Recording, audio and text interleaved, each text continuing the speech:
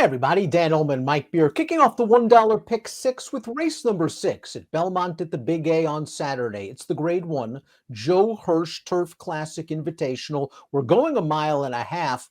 Let's take a look at this field. It features the top 3 finishers from last year's Breeders' Cup Turf. The number 5 Rebels Romance, who won the turf, is the 9-5 morning line favorite. And Mike, it's nice to see him back after a little bit of a scary incident last time out at Saratoga. Yeah, big favorite in the Bowling Green there at Saratoga off a layoff. He wound up clipping heels and losing his rider. I guess the one problem with that, Dan, is that obviously he was really good last year. Didn't run well in his first appearance as a 5-year-old. And unfortunately, in that Bowling Green last time, we didn't get to find out if he's going to turn it around now because he didn't really get to finish that race. We'll see on Saturday, I guess. He has a very strong late kick, as does Warlike Goddess, as does Stone Age on his very best day. We'll throw up the Timeform US pace projector, and you'll notice that the horse is expected to cut out the pace. They're bigger prices. So High, the 7, Grand Sonata, Astronaut, the 9. I think Astronaut's going to try to get forwardly placed, but something tells me So High is going to be on ascend. Horses like Stone Age and Grand Sonata might fall into nice trips. Yeah, I can see several horses falling into good trips here. I kind of agree with your take. I won't argue too hard with the pace projector here as far as So High goes. I'm assuming they'll try to make the lead with him, but I thought Astronaut would also be forwardly placed here, if not right out on the lead. Rebels Romance has the fastest Timeform US late pace rating. We know that because of the LP flag over his number 5 Chicklet. Grand Sonata, the number 1, comes off an allowance win at Saratoga. This performance back on August the 24th. I thought all in all it was a nice trip, but it was good to see this horse get back into the winner's circle for the first time since early 2022 when he was a very promising 3-year-old. He was able to save ground in between. The split opens up at just the right time for him, Mike. He did get a perfect trip in this race, but I agree with you, Dan. It was kind of nice to see him get back to the winner's circle. I guess if you wanted to knock this race for some reason, I guess the other way to knock it would be that those 2nd and 3rd place finishers, they both seem like they had potential when they got over here, and neither one of them's turned out to be that good. But Grand Sonata, I like the other point you were making, Dan. He won his first 2 starts as a 3-year-old. He didn't win again, but he placed, and I thought ran really well in several stakes races throughout the year. I just felt like he was underrated last year. And he finally took a little bit of a step forward last time. The 3rd place finisher from that last race, exactly what Mike was alluding to. He came back, he ran well again, but he got beat with a 95 Beyer speed figure. Soldier Rising is the number 2, and this is a horse that just doesn't win very often, but he teases you occasionally with hints of potential, as he did last time out in the Sword Dancer, over yielding ground. And maybe this horse just performs best with some cut in the ground. They took him to the back, he swung widest into the stretch, and he just couldn't get to the European Invader Bolshoi Ballet while easily clear of 2nd. He has now run triple-digit Beyer speed figures in 2 of his last 3 races while placing in 2 Grade 1s, but it's still hard to completely trust him. Yeah, exactly. I think at this point, Dan, you just kind of have to wait and see what kind of price he's going to go off at. Maybe he's hard to take when he gets bet in his races because he just doesn't win races. He's been over here for a while now. I think he's placed in like 5 Grade 1 races along the way, but he's got 2 wins stateside. They're both allowance races. And every time they run him in stakes races, he runs well and he doesn't get there. Even that replay we just watched, I get it. He was clear in 2nd. He never looked like he was going to win that race. He looked like he was going nowhere in upper stretch. And then it seemed like he realized, oh, I can be 2nd. I'll start running now. And he was clearly 2nd. I don't know. I don't trust him either. I guess if he drifted up in price somehow, you could throw him in there somewhere because I think it's clear that he could win this race if things work out for him.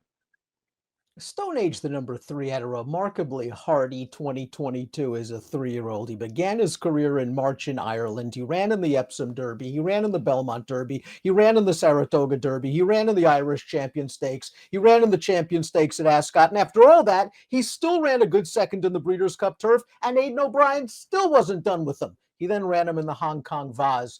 He needed a break after that. He didn't run well in Qatar, his first start of 2023. Were you surprised at how aggressive he was coming out of the gate in his first start for Chad in the Sword Dancer?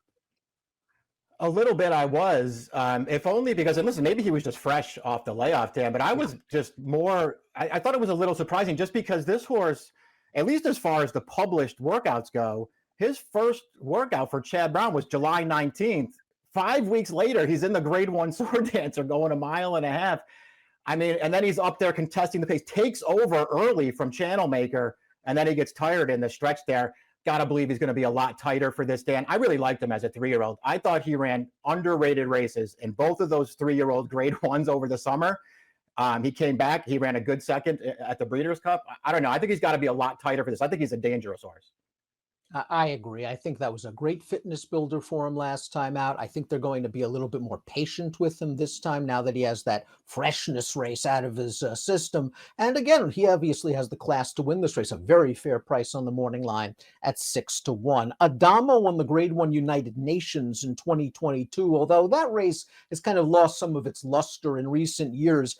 That being said, were you surprised this horse was favored in the Arlington Million off such of a lengthy layoff against some pretty good horses? He fell far behind. He did get a fast pace. He got up for third against a good field. He's another horse, I guess, that could build off that effort for Chad. Yeah, he could. He's one of those horses. Another one I think you could kind of go either way on. I'm kind of with you, though, Dan. Like that UN, I know it's still a Grade 1 somehow. That's a Grade 1 race in name only. As far as I'm concerned, he did not beat a good field last year when he won that race. And the bigger problem that I have with him actually is the 2 starts he made after that. He did not run well in either of those races. I guess he was fine last time. He's another one. You know, he's 10-1 on the line. If you like him, he's not that hard to make a case for, I guess. I don't really like this horse that much, though. Rebels Romance, the number 5, had a sensational second half of 2022, reeling off 5 consecutive wins, including the Breeders' Cup Turf, where he just rolled by them all on the outside. He was bad in the Shima Classic, his first start of 2023, but he was against some of the world's best turf horses that day. He just never seemed comfortable. It looked like he was traveling very well in the Bowling Green last time out, Mike, when he clipped heels and went down. I have a feeling he would have shown up that day if the traffic didn't occur. Yeah, I kind of feel the same way that you do. I mean, we'll never know at this point, but he's in a little bit of traffic there, but he was moving up around that final turn there. He was in a lot of traffic and he just clipped heels. I kind of agree with you. I feel like he was going to fire that day, but we'll never know, Dan. And so what we're left with is a horse who was bad in his first start this year, even though he was in a really, really tough spot, and then he comes back and he loses his rider. So I don't know. If he's as good as he was last year coming back in this race, he's going to be really, really hard to beat. I guess we'll see what kind of price he is, and then you have to decide what kind of price you want to take. The Supermare, Warlike Goddess, is back to defend her title against the boys. Everyone was always saying with Warlike Goddess, you got to get her closer to the pace. You got to get her closer to the pace. You got to get her closer to the pace. Well, they got her closer to the pace last time out in the Glens Falls, and she was fighting the rider early. She was involved. She's splitting horses here, and she's just not going to get it done. Is this a sign that maybe she's not as good as she was last year, or did circumstances just seem to work against her, and maybe a fresh face with Junior Alvarado aboard can help get her back to the winner's circle? Yeah, it's interesting that Rosario's off here. Yeah, listen, I guess you could look at her either way. I feel like I could argue both sides of that, Dan. I feel like, by the way, first time in her life she's ever lost 2 races in a row, those last 2 starts. So maybe that's a bad sign for her. I thought she was pace compromised 2 back. She had the excuse last time that she was just really ranking headstrong in the early stages. The more distance I get from that Glens Falls, though, Dan, and the more times that I've watched it since, still kind of feel like she didn't have an excuse there. I didn't love her getting run down by McCulloch at the end of that race. So I was a little disappointed, but she's another one. Her good race makes her really, really tough in here. She won this race last year. She was really good doing it. She'd be far from a surprise in here, and I do think that 5-2 morning line is probably a fair price. So high is the number 7. This one was the pace setter in the United Nations. He likes to get close to the pace. It just seems he's really not a graded stakes horse at this point. He was beaten in an allowance last time out at Saratoga, a race where he was wide, but he's going to have to bring a lifetime best. And it's not like he's loose on the lead, because there are some other horses in here that could push him. Didn't seem like he was going to be able to steal this thing, Dan. And otherwise, he's just not good enough to beat this field. He's run a race or two that makes him a little interesting, I guess, but he looks like he's in over his head. Linda Rice has done a phenomenal job with the 8 Pioneering Spirit, claiming this horse for $40,000, eventually moving to the turf. And boy, he's been a star now. He was third in the Sword Dancer, well behind Soldier Rising. He wheeled back in 9 days, and he won the Bernard Baruch. Let's watch that race. This horse showed his good tactical speed despite cutting back in distance. He's on the outside right now. he's just better than this group. He's going to be taking a big step back up in class as well as distance. He certainly got an eye-opening fig with a 100.